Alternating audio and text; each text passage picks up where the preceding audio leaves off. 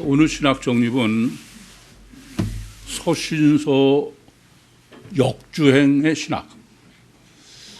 역주행이라는 게 무슨 말이라고요? 역주행은 고속도로에서 차가 오는 걸 거꾸로 가는 거야, 그 길로.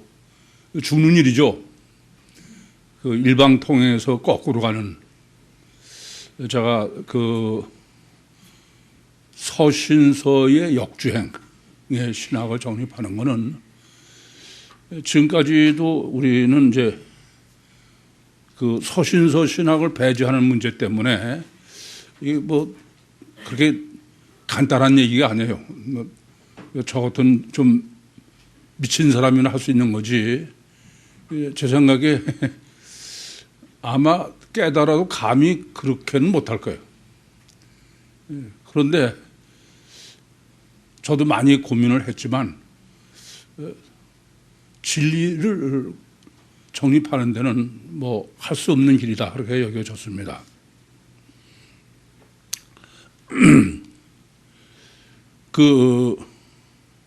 오늘 지금 그 산상복음의 서론의 결론도 유신 종교와 유신 신앙을 구별해라. 이 문제는 구별하지 않으면은 그건 유신 신앙이 될 수가 없어요. 그래서 제가 영성체를 인도하면서도 성경이 절대인 것은 해석이 절대라는 얘기지 그냥 그거 자체가 절대가 아니다. 근데 해석에 있어서 가장 문제가 되는 거는 해석하려면 분별력이 문제다. 근데 분별력 중에 가장 큰 문제가 뭐냐? 관념과 실제다. 근데 그 관념과 실제의 문제가 바로 종교와 신앙의 문제입니다. 내용이라고 말씀드렸죠. 왜 그러냐면은 우리는 종교가 실제로 여겨지는 거야. 신앙은 뜬구름 잡는 것 같고. 그래서 이것이 굉장히 어렵습니다. 오죽하면 하나님께서 4,000년을 예비하시고 2,000년을 예비하시고 제게도 30년을 예비하게 하셨나 그런 생각을 하게 됩니다. 그래서 외다리라는 표현을 쓰는 것 자체가 서신서를 배제한다는 것을 강조하기 위해서 제가 의도적으로 외다리라는 표현을 쓰는 거예요. 그냥 복음서 신학을 정립하는 것이 아니라 뭐 제가 이단이 될 때도 문제가 된 거는 제가 보면은 다른 사람은 다 서신서 신학인데 아무도 자기들은 서신서 신학이라고 생각하지 않아. 자기는 복음서라고 생각하는 거예요. 그러니까 그들과 왜 이제 당신들은 서신서 신학이다 그렇게 얘기를 해도 그게 통하지 않아요. 굉장히 어려워 그게 실제로. 뭐 제가 지금 그 재작년 9월 달에 창세기 49장을 계시해 주셔서 그래서 지금 이제 외다리 헬라어 복음서의 개념을 올바로 정립하고 지금 진행하고 있지. 그전에도 제가 막연하게는 틀림없이 전 서신서는 안 된다. 그렇게는 알고 있으면서도 서신서가 배제해야 된다. 그건 저도 감히 생각을 못했어요. 그래서 영성 세미나 때도 그렇고 다른 때도 저는 서신서를 복음서가 원리를 정립하는 것이고 수학 공식이라고 그랬죠. 서신서는 복음서에서 정립한 원리를 적용하는 그렇게 이해하고 저도 그렇게 정립을 하고 설교도 했어요. 그런데 창세기 49장을 제가 깨닫고선 정리하면서 보니까 49장 얘기는 전혀 그게 아니야. 49장은 그건 서신서는 배제해야 된다는 얘기지 그것이 서신서가 그 복음서하고 같이 정립돼야 되는 얘기가 아니에요. 뭐 그건 그 점은 제가 굉장히 힘들어했고 그래서 서신서를 배제하기로 그러고서 이제 다시 새로운 눈을 뜨고선 정립을 한 거죠. 이미 여러분들에게 왜 서신서가 문제가 되느냐 그거를 서신서는 실제로 물리적으로는 예수님께서 공생애를 사역을 하시면서 그러면서 제자들을 키우셨어. 그러고 예수님이 돌아가신 후에 그 제자들이 남겨놓은 게 서신서예요. 그러니까 당연히 물리적으로는 복음서가 먼저고 서신서가 나중이죠. 그렇지 않습니까? 너무 당연한 거야. 바울만 서신서를 가장 많은 서신서를 남긴 사람이 바울인데 바울만 하더라도 예수님께서 이미 공생을 다 지내시고 순교하시고 돌아가시고 그러고선 그 후에 바울을 택하셨고 그래서 바울이 남긴 것이 서신서입니다. 그러니까 복음서는 예수님의 공생애 동안에 예수님의 전기다. 그러면은 서신서는 예수님이 돌아가신 후에 예수님의 제자들이 쓴 거야. 그러니까 당연히 복음서가 먼저고 서신서가 나중에 물리적으로는 틀림없이 그렇습니다. 그런데 서신서에 배제를 해야 되는 창세기 49장의 논리는 그거 틀린 얘기예요. 이게 복음서 신학보다 서신서가 앞서 있어야 되는 거야. 그게 어려운 거죠. 그래서 여러분에게 제가 어떻게 정립해 드렸냐면은 요한복음 1장 15절에 침례 요한이 내 뒤에 오시는 이가 나보다 앞섰다. 그래서 그는 시간적으로 물리적으로는 예수님이 그 사도 요한의 뒤에요. 그렇지만 앞섰다는 게 영적으로는 오히려 주님이 앞이고 자기가 나중이다. 그런 얘기가 되죠. 그래서 그런 논리로 그 서신서가 물리적으로는 복음서 전이지만 영적으로는 복음서 전이다. 복음서를 예비하는 것이다.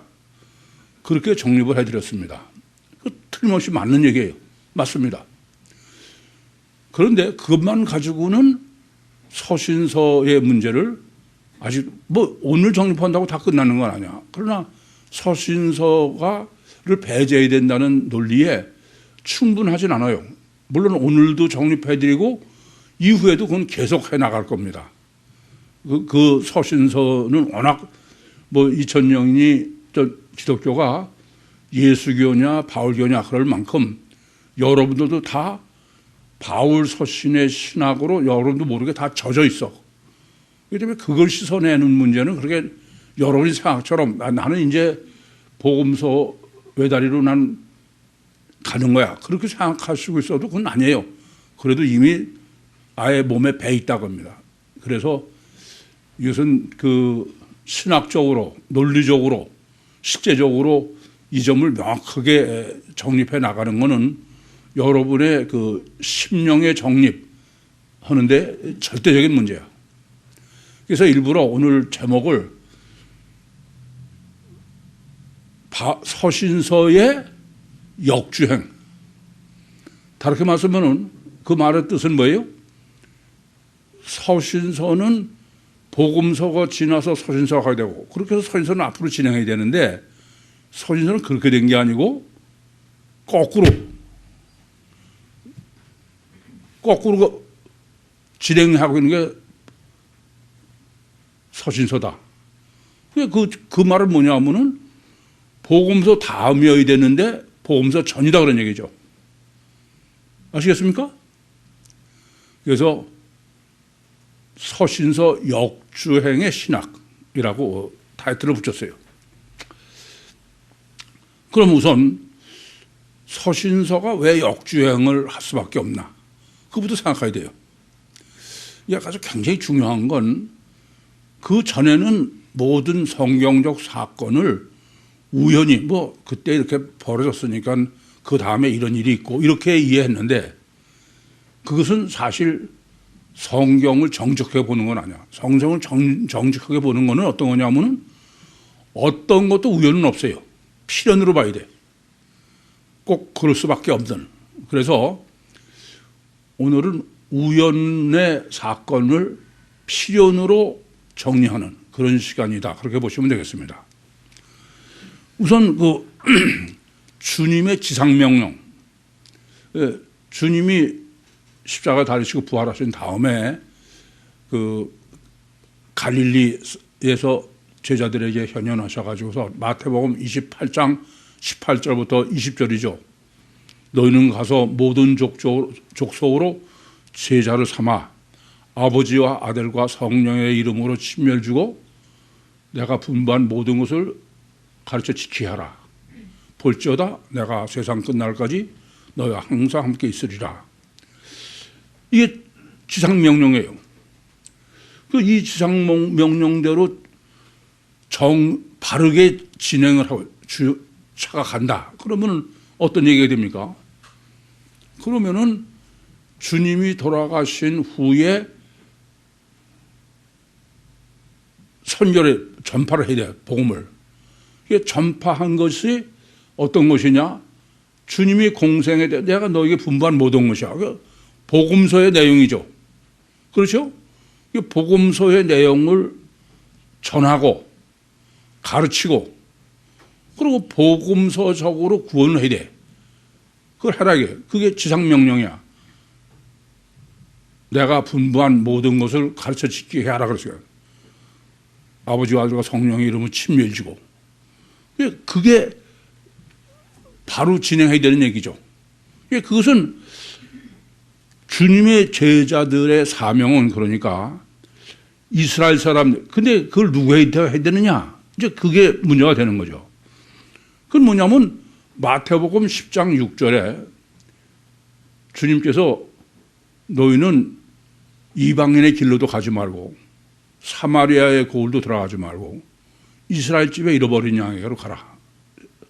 마태복음 15장 24절은 더 강력하셔. 나는 이스라엘 집에 잃어버린 양 외에는 보내심을 받지 않았다. 그러니까 주님의 지상명령을 제자들이 수행하려면은 그건 뭐냐면 복음서 신학으로 전하고 가르치고 구원해야 돼. 그렇죠? 근데 그 대상은 누구예요? 그것은 이스라엘 사람이어야 돼. 이방인에서는 안 되는 거예요. 아니 내가 이스라엘 집에 잃어버린 양 외에는 다른 데로 보내심을 받지 않았다. 그건 절대 안 된다는 얘기지.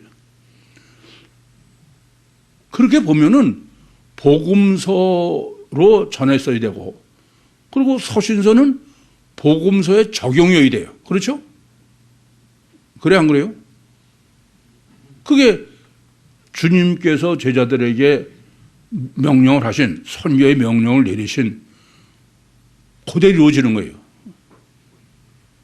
이방인에다 하면 안 된다고 합니다. 아니 예수님이 나는 이스라엘 집에 잃어버린 양 외에는 절대로 보내시면 않았다 그러니까 이방인에다가 전해서는 그건 주님의 지상명령을 수행하는 게 아니야 그건.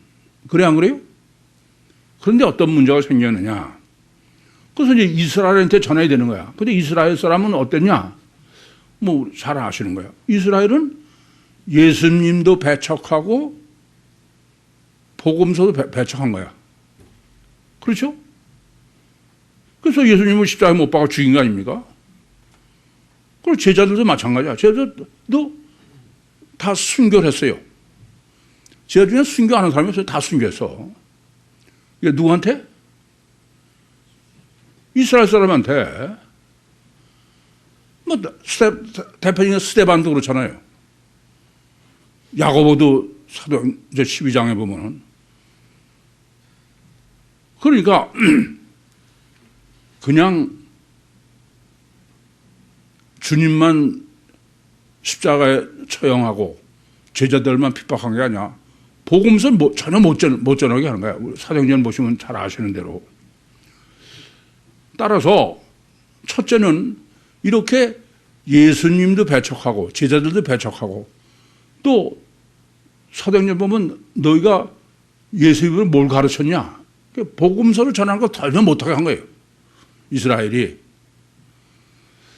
여기서 이제 우리가 첫 번째 정립할 거는 그러니까 이스라엘 사람들에게는 히브리어로 복음서를 기록하면은 그건 없어지는 거야. 받아들이지 않으니까, 없으니까. 그러게 이해되시죠? 무슨 말씀인지?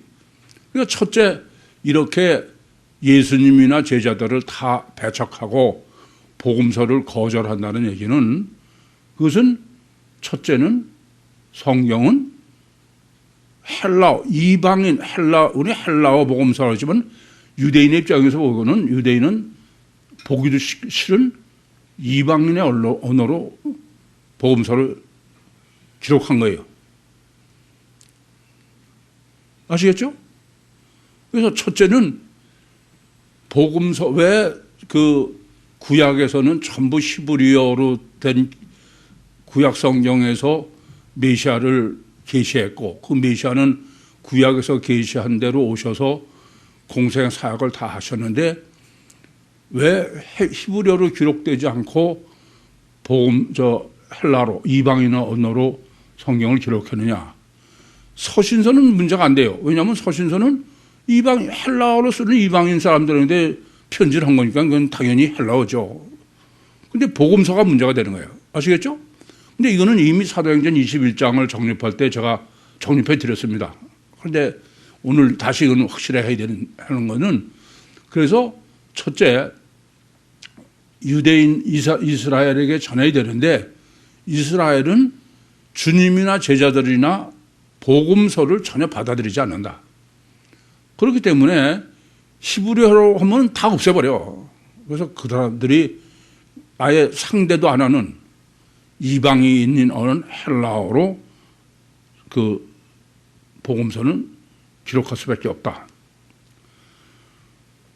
그래서 이제 그러고 난 다음에 하나 더 생각할 문제는, 성경은 자연스러운 것처럼 정리하는 게, 스데반이 사도행전 7장에 순교하죠. 그래서 사도행전 8장 1절에 성경은 이렇게 얘기를 해. 예루살렘에서 유대인들이, 이스라엘 사람들이 교회를 핍박한다 해요. 그래서 교회를 핍박하니까 교회들이 다 도망가. 어디로? 이방 땅으로. 아시겠습니까? 이건 우리가 보면은 스데반을 순교하고 그래서 이스라엘 사람들이 교회를 핍박하고 그러니까는 다 이방으로 흩어진 거지만, 어쨌든 이렇게 흩어짐으로 해서 자연스럽게 예루살렘에서 이방으로 흩어진 사람들이 그곳에 가서 복음을 전했죠. 그렇죠? 그게 바로 이방 선교를 한 거야. 그러니까 원래는 이스라엘 잃어버리니까 이스라엘 사람한테 전해야 되는데, 이스라엘이 받아들이지 않고 배척하니까는 흩어져 가서 가는 곳마다 전한 것이 이방인들에게 복음을 전한 거예요. 이해되십니까? 그게 사도행전 8장 1절에요. 이방인 선교. 그러니까 예수님은 유대인에게만 반드시 선교를 하라고 그러셨지만은 유대인은 배척해서 도저히 불가능해.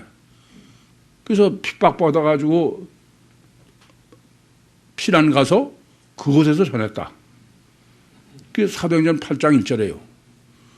그것이 뭐의 시초냐 하면은, 제가 사도행전 27장과 28장에 바울이 가이사라에서 배로, 그러고서 이제 로마로 후송되는데 지중해로 해서 대서양으로 해서 태평양으로 해서, 그래서 아시아에 도착한, 그것이 간단하게 그렇게 했지만 그것이 2000년 기독교가 예루살렘에서 시작해서 계속 서쪽으로 선교가 진행돼서 이방이 그렇게 해서 아시아까지 온. 그러니까 무슨 말씀이 되냐면은, 주님은 틀림없이 이스라엘 집에 잃어버린 양에게만 전해라고 그러셨는데 그게 불가능한 거야. 그러니까 그 사람들은 피해 가면서 가는 데마다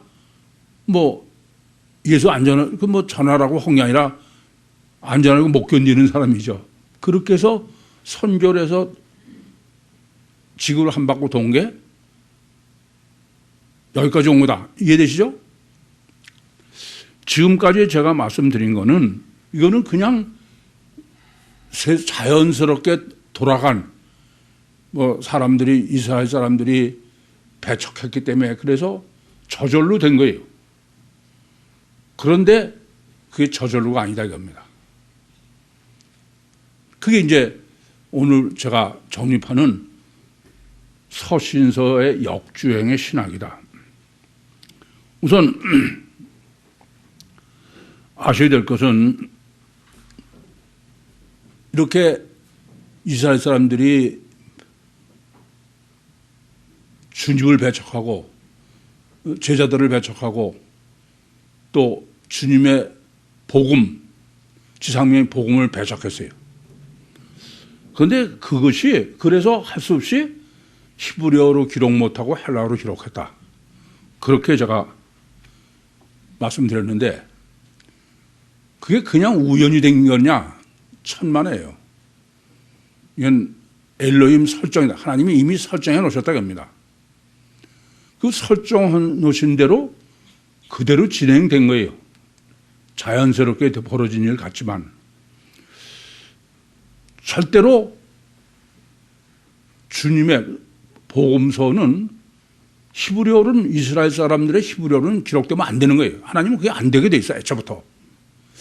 그게 뭐냐면 창세기 3장 22절에서 24절에요. 에덴 동산에 생명과를 지키는데 그룹들과 들어오는 하얀검으로. 근데 뭘 지켜요? 생명나무예요. 복음서 신학을 지킨다 이겁니다. 그걸 못하게 지킨다 이게요. 그럼 누가 못하게 지키는 거야? 누구가 복음서 신학을 정리 못하도록 지키는 거예요? 누굴 못하게 하는 거예요? 이스라엘이야. 히브리어예요. 무슨 말씀인지 이해되십니까?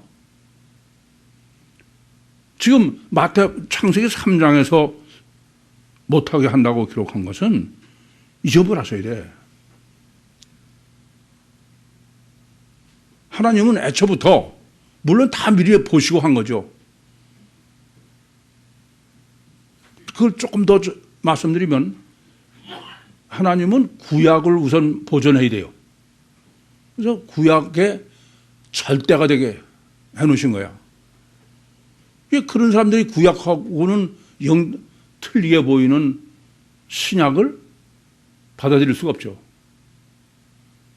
그건 애초부터 하나님은 맨 처음에 창조를 하실 때부터 원죄를 범할 때부터 창세기 3장 2절서부터 3장 22절 24절부터 그 복음서 성경은 아예 이스라엘 사람들 히브리어로는 기록을 못하게 해놓으신 거예요. 그게 무슨 소리냐면은 생명나무의 길을 그가 두루 도는 하얀검 지키게 해놓으신 거예요.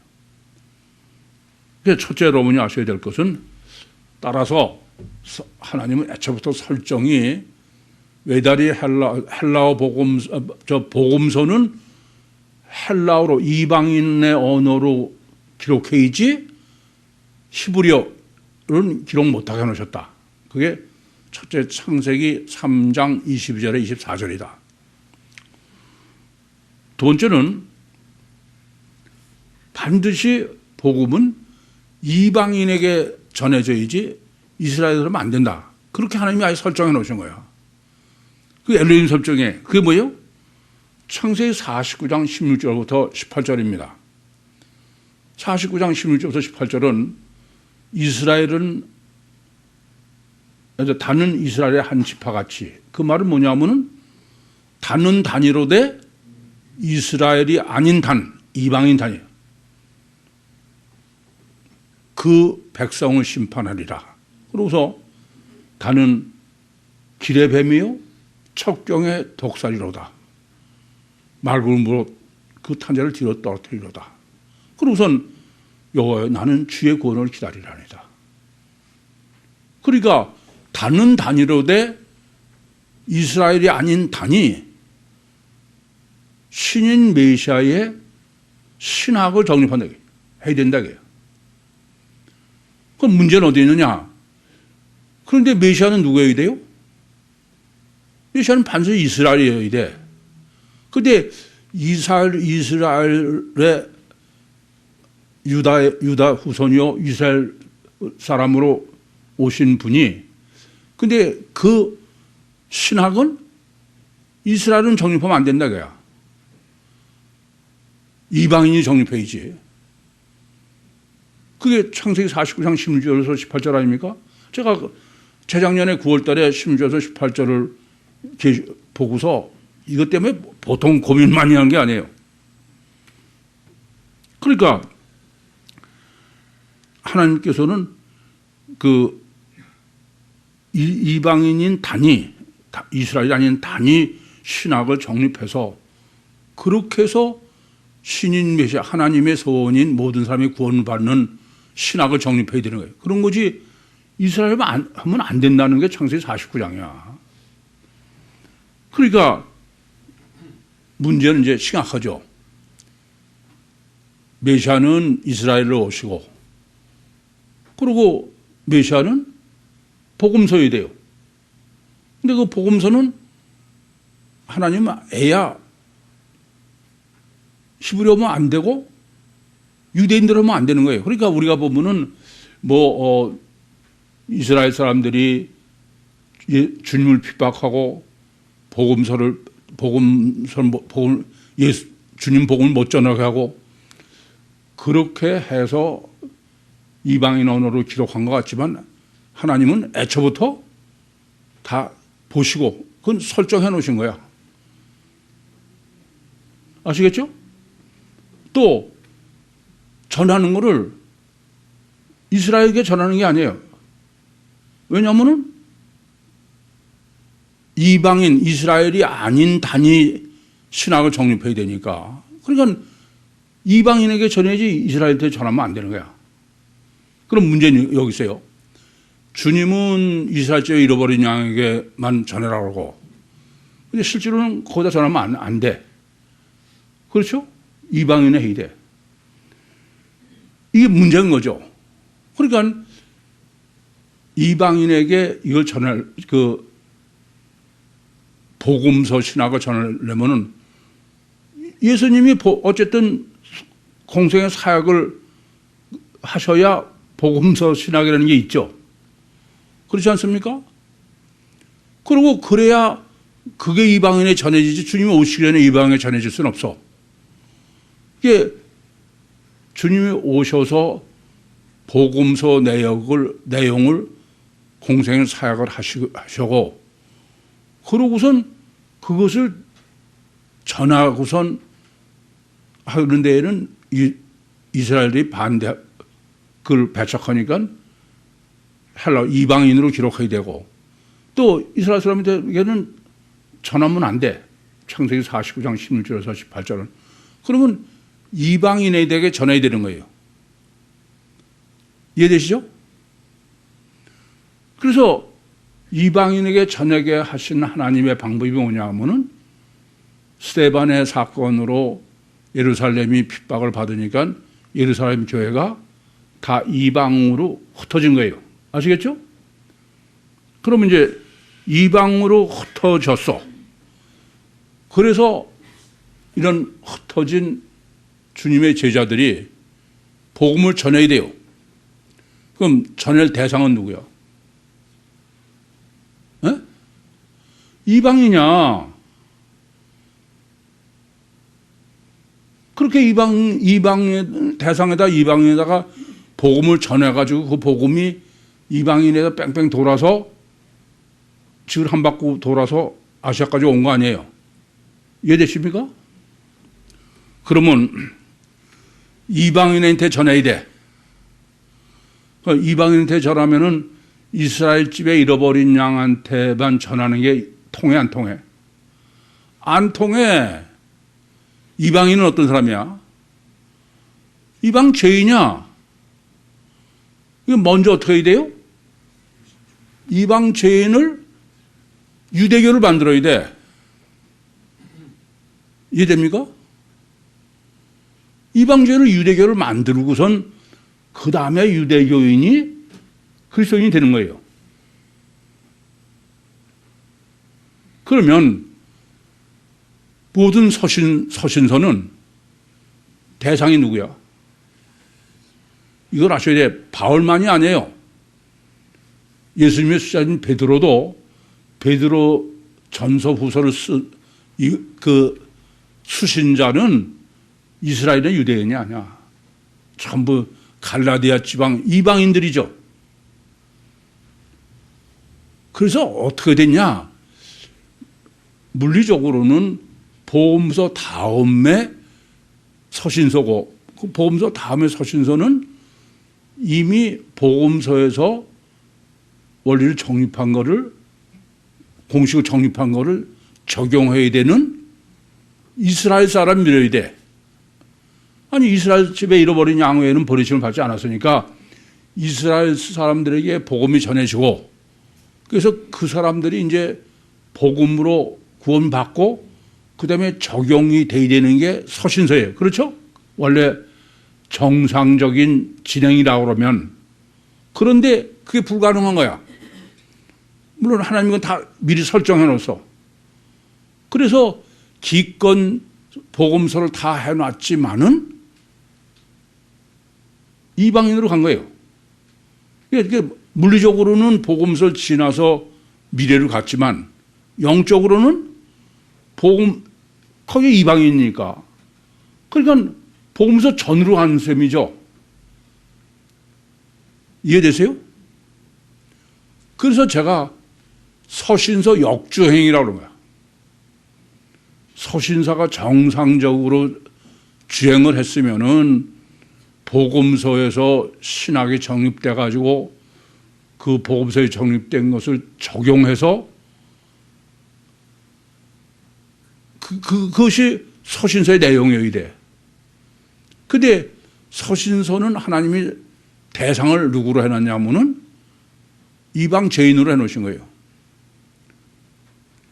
그럼 이방 죄인에게 전하면은 구약이 이렇잖아요. 구약은 이방 죄인에게 율법을 가르쳐서, 사실 이스라엘도 이방 죄인이에요. 그 애굽에 있을 때. 그렇지 않습니까? 그래서 율법을 통해서 유대인 이스라엘이 된 거예요. 주님은 이스라엘이 된 사람들 중에서 잃어버린 이스라엘을 구원하러 오신 거야. 그런데 이스라엘이 잃어버린 이스라엘을 받아들이지 않아. 그러니까 하는 수 없이 피해서 간 게 이방인이에요. 이방인 왔다는 것은 도로 퇴보한 거야. 그러니까 우리가 어려운 거는 물리적으로 보면은 뭐 베드로나 바울이나 다 복음서 이후인데, 근데 영적으로는 복음서 전인 거예요. 이해됩니까? 근데 그걸 복음서 전으로 보고선 성경을 봐야 바로 보는데, 복음서 후라고 하는 것이 딱 고정되어 있는 데서 보면은 이게 안 보이는 거야. 잘못된 거야. 저도 외다리 헬라어 복음서로 딱 정립을 한다는 거 맘 먹고, 그러고선 그 다음부터 이제 서신서를 보니까는 서신서를 제가 다 잘못 본 거예요. 그래서 오늘 여러분에게 복음저 서신서는 역주행을 했다.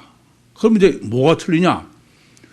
구약에서는 서신서의 내용은 없어요. 전혀. 그렇죠? 아주 복음서의 내용은 예수님이라든지 아서 예수의 근처도 다 없잖아요.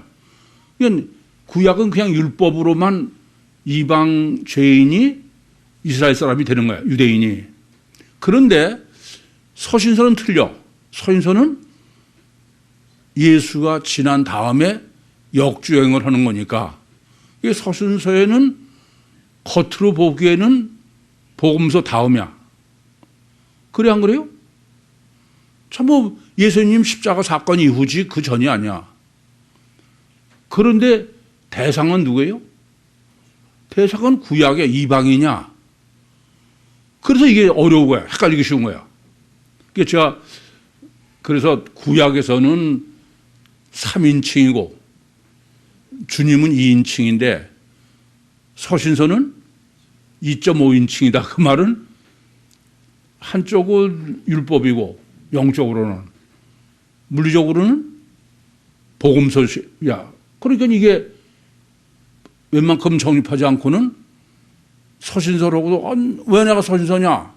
봐라. 뭐 서신서에도 예수 십자가 다 나오고 그러니까. 다만 그거를 십자가나 이런 거를 율법에 죄 사해야 되는 구약적인 시각에서 보고 하느냐 아니면은 신약적으로 보느냐, 그 차이가 생기는 거죠. 그래서 2000년 동안은, 그럼 이제 여러분이 이건 명확해. 2000년 동안 기독교는 어떻게 했냐면은 서신서 역주행을 한 거예요. 창세기 49장이 확실한 얘기죠. 왜요? 그건 이방인을 통해서만, 아니, 생각해보세요.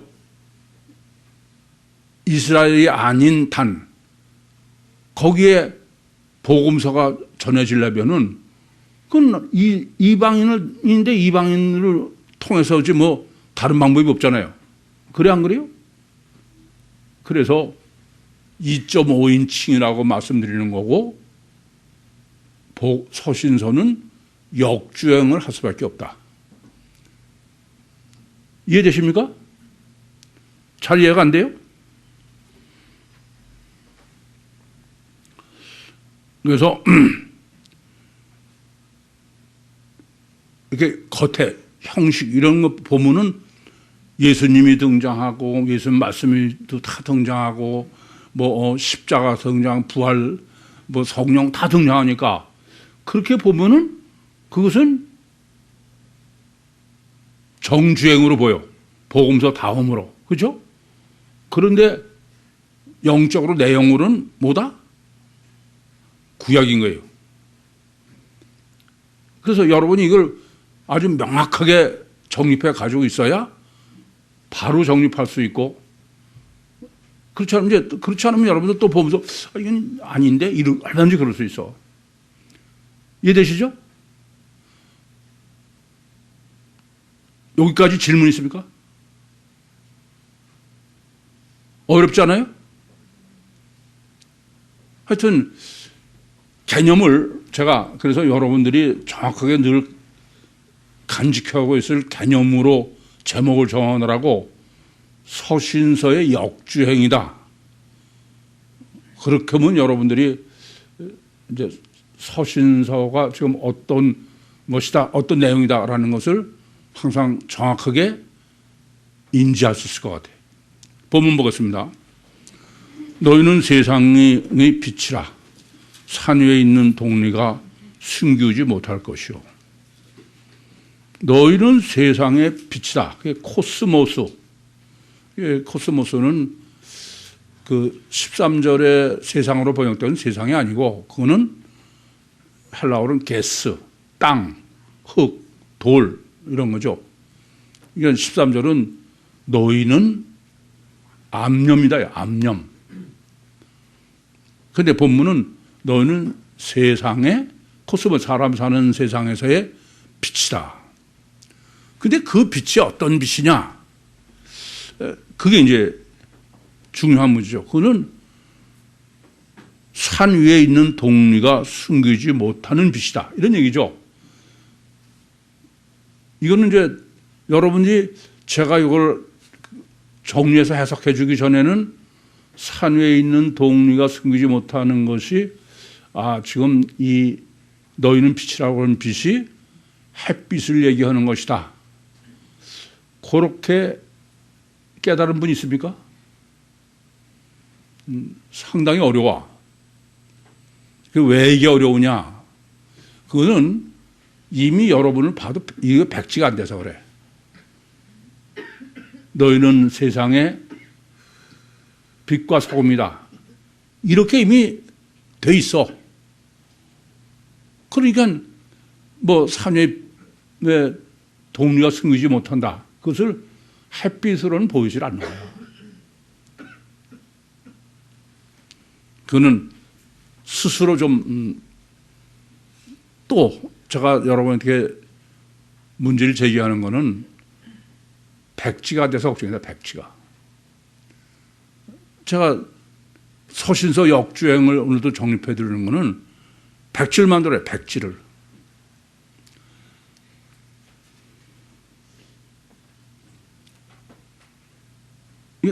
우선 이게 햇빛이라고 그러는 것 자체는 이건 뭐라고 그래요? 하나님이 창조한 빛이죠. 그렇죠? 그래서 엘로힘 빛이다.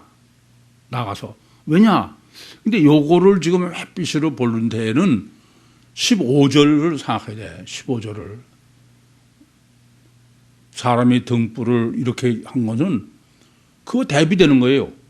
등불과 여러분들이 거기까지만 볼 수 있었으면, 그러니까 지금 너희는 빛이다 하는 거와 그 다음에 등불이다 그러면 왜 그냥 여긴 등불인가? 그걸 비교해 보면은 등불은 사람이 킨 거고 해는 하나님이 창조하신 거고 이런 데까지 생각해죠. 물론 이제 백지로 되는 게 제일 중요하고 그보다 더 중요한 건 하나님한테 매달려야 돼요. 성령에. 제가 볼 땐 이 두 절대 요소가 전부 안 되는 게 문제예요. 전부 안 돼.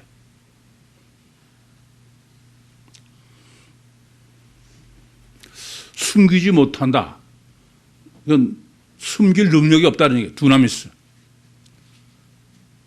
그건 사람의 능력으로 어떻게 할 수 있는 게 아니다. 이런 얘기예요. 오직 하나님만 이런 얘기예요. 사실은. 사람이 등불을 켜서 말 아래 두지 아니하고 등경 위에 두나니 이러므로 집안 모든 사람에게 비추느니라. 이건 사람의 습성이라고 그럴까 속성이라고 그럴까 본능이죠. 이게 이런 거에 우리가 얼른 생각하면 야 등불을 켜가지고 미쳤냐? 등불은 다 사람 비추게 하려고 그러는 거지. 그거를 뭐 말이나 또 등경 껌껌 그런 사람이 어디 있느냐. 그렇게 보이지만 이건 뭐냐면은 사람은 이제 등불도 빛이요. 그래서 주님이 마태복음 요한복음 1장에도 보면은 주님을 세상에 오는 빛이라고 그래. 근데 또 임시 빛이 있죠. 임시 빛이 누구야? 침례 요한. 이게 빛은 뭐 절대의 문제야. 그러니까 빛 신학을 오늘 정립해 드린 것처럼 빛이라고 그랬는데 그냥 아무렇지 않은 빛으로만 생각하면 그건 심각한 문제지. 지금 본문은 사람을 두 번씩이나 강조하는 거예요. 안드로포스. 일반론이에요. 아시겠습니까? 3인칭이죠. 지금 그 너희는 세상의 빛이다. 그건 몇 인칭이야? 2인칭이죠. 2인칭은 이미 어떻게 설정된 거예요? 육체 우선 이중체요. 제자들로 주님이 택해서 부르셨더니 다 버리고 주문 쫓았다. 그건 전제가 된 거야. 그거에 비해서 지금 사람이라고 그것을 전제로 했으면 사람이라고 한 거는 일반 3인칭의 일반론이다. 이거 생각하셨어야죠. 그래서 등불을 켰다 이렇게 돼 있지만은 등불 보니까 빛이라고 그래 맞아요. 그런데 14절에는 포스 빛을 14절과 16절은 아주 강력하게 강조했는데 15절에는 아예 빛은 없어. 그냥 등불이야. 그게 루크노스죠. 말 아래 둔다. 또 등경 그렇지 등경 위에 둔다. 그거는 등불이 켜서 그런 사람이 어디 있냐. 이것은 당연한 상식이요. 그래서 인간 본능을 얘기하려고 그런다. 이미 정립해 드렸어요. 그래서 그냥 비춘다고 그러잖아요. 집안이라는 거야. 이게 등불도 여러 가지고 집도 여러 가지죠. 그래서 오늘 설교의 결론으로 얘기한 게 햇빛은 하나야. 등불은 무한대. 이 설정이 지금 저는 그렇게 생각돼요. 저는 제가 그 전에 정립할 때도 이렇게는 정립 못해서 근데 외다리 헬라어 복음서를 정립하도록 하나님이 설정해 놓으시고서는 이제 마지막이니까 이제 강조법은 다 쓰시는 깨닫게 했어. 그렇게 보면은 빛은 하나밖에 없는 거야. 등불은 빛은 하나님이 하시는 거니까 유신 신앙이고, 등불은 사람이 하니까 유신 종교고. 이게 또 어려운 건요. 우리는 여러분 유신 신앙은 하나님이 하니까 공짜로 되는 거 아니야? 그래 안 그래요? 제가 부자 청년 때 주님께서 야 너는 네 의지와 결단과 노력으로 그 계명을 완전히 지켰으니까 대단하다. 그렇게 해석했죠? 그랬더니 그러면 어느 게 더 어려워? 등불로 하는 게 더 어려워? 햇빛으로 하는 게 더 어려워? 어?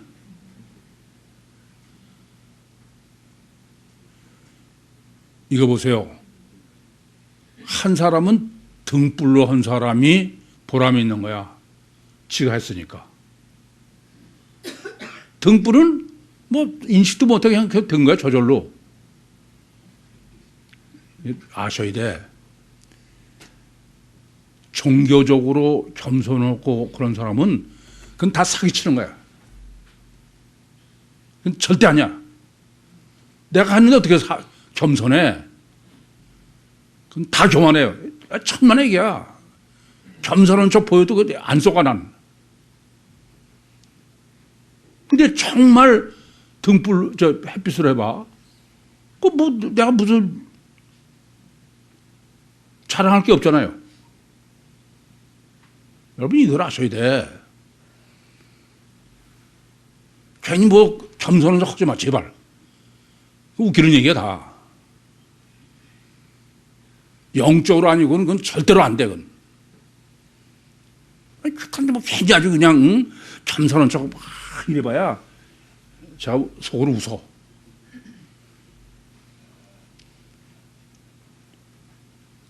다른 방법이 없어요. 아니 부자 청년 때도 야 너 대단하다. 지가 지 의지를 했으면은 어떻게 겸손해? 그리고 겸손한 사람은 괜히 그건 남 속이는 거지. 그렇잖아요. 겸손은 진짜 성령으로 했어야 돼. 이 점을 깊이 아셔야 돼. 이같이 너희 빛을 사람 앞에 비추게 하여 저희로 너희 착한 행실을 보고 하늘에 계신 너희 아버지께 영광을 돌리게 하라. 이같이가 우토스예요. 근데 우토스는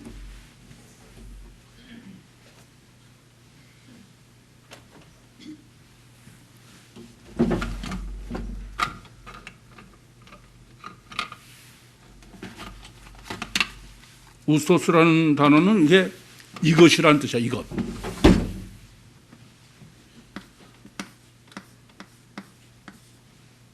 근데 지금 본문에 써 있는 우토스는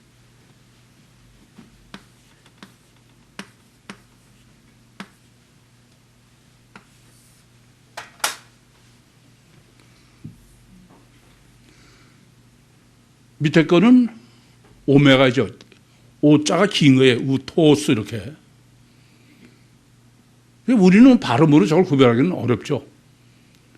저도 저걸 이제 고민해서 그래서 여러 번 찾아보니까 위에 우토스는 단수에 쓰는 거야. 하나. 이것. 근데 밑에 우토스는 이것저것 이렇게 합해서 이거를 나올 때 복수. 그래서 지금 16절에 우토스 첫 단어가 우토스인데 이거는 14절과 15절 둘을 합한 걸 우토스라고 했다. 그래 문맥도 맞죠?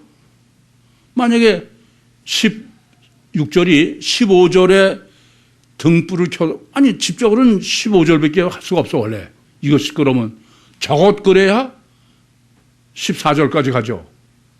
이에 대해서 무슨 말씀인지? 그러면 문맥으로는 등불이 되니까. 근데 이 우토스는 14절과 15절이 합해진 거다. 그러면서 너희를 세 번씩 너희 빛, 너희 착한 행실, 너희 아버지께. 그러니까 15절은 3인칭인데 이거는 철저하게 너희는 뭐라고요? 너희는 육체 우선 이중체. 암염에다가 주님이 택하신 걸 강조하는 거예요. 다 버리고 쫓은 너희야. 사람 앞에 비춰라. 또 너희 착한 행실을 보고, 착한 행실도 칼로스가 좋다, 착하다, 선하다 이런 거예요. 아가도스는 영적으로 선한 거죠. 근데 겉에 봐서 선한 거, 그걸 종교적으로도 선한 거죠. 근데 그것은 에르고스예요. 포예오라는 단어는 이제 내가 행했다는 뜻이야, 일을. 근데 에르고스라는 것은 이거 본질이에요. 그러니까 사람들이 호라오, 영적으로 뭘 봤냐 하면은 너의 선한 거, 선하고 의로운 근본을 봤다 이거예요. 보고 하나님께 영광을 돌리라 이거예요. 그러면 16절이 완전하려면은 우토스는 14절에 햇빛, 15절에 등불의 빛, 그들이 합해진 것이 15절의 빛, 내가 소유한 빛. 그러니까 하나님의 성령이 마치 내 의지를 하는 것처럼, 내가 하는 것처럼 그렇게 되죠. 그래서 임마누엘을 뜻하는 것이다. 그렇게 정리해 드렸어요. 그래서 하늘에 계신 아버지께서, 하늘에 계신, 그게 지금 나를 통해서, 예수님께서도 마태복음 16장 10절에 바요나 실로나 이를 내게 알고는 혈육이 아니라 하늘에 계신 내 아버지시다. 그나 마찬가지죠. 그럼 나는 뭐가 돼? 나는 전깃줄이 되는 것뿐이야. 그래야 겸손한 거지. 우리 교회가 나는 온유하고 겸손합니다. 그게 무슨 내가 양 이를 악물고 끊고 자르고 했고 뭐 아무 소용없어. 그거는 그렇게 해서 뭐 해봤자 그거는 그야말로 사기치는 거야. 외식하는 거지 아니에요. 하나님 앞에 정직해야 돼 우선. 질문 있습니까?